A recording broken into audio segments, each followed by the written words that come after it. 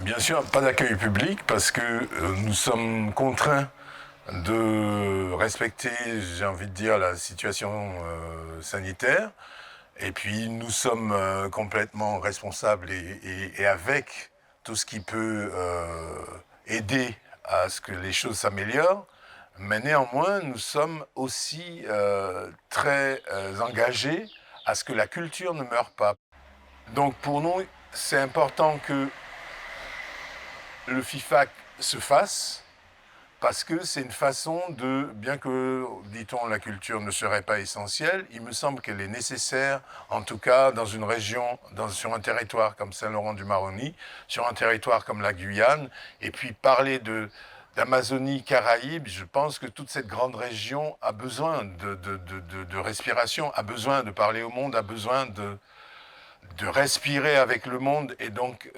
pour nous, c'est essentiel que ça ait lieu. Et donc, cette édition connectée, c'est une édition connectée, mais c'est une vraie chose. C'est une façon aussi, avec nos partenaires, je le redis, parce que c'est à marquer, à la mairie de Saint-Laurent-du-Maroni, le France Télévisions, la CTG, c'est important de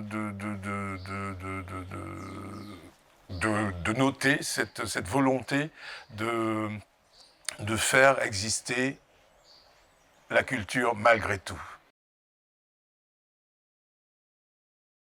La philosophie du camp, c'est de sortir du monument historique qui est ce lieu, que représente ce lieu, et de faire tomber les murs d'une certaine façon, de façon symbolique, sans mettre en déni la mémoire et l'histoire, parce que c'est l'histoire des Saint-Laurentais, c'est l'histoire de la Guyane, mais c'est une histoire assumée. Et pour qu'elle soit bien assumée en lumière et comment dire, en feu, en fusion, nous avons besoin de maintenir et d'augmenter cette ruche qui est le camp de la transportation, avec différents opérateurs culturels en action, avec des actions de plus en plus importantes, avec des résidences d'artistes, avec des rencontres, que ça devienne un haut lieu de rencontre. Et le FIFAC connecté, encore une fois, je pense qu'on va le garder comme ça serait souhaitable de le garder comme ça pour qu'il puisse parler jusqu'au bout de la terre entière et qu'on puisse être en connexion avec le monde et que ce lieu et tous les gens qui ont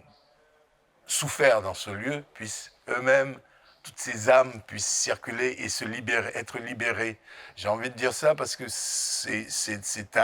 pas n'importe quel lieu, encore une fois, ce camp de la transportation, et c'est une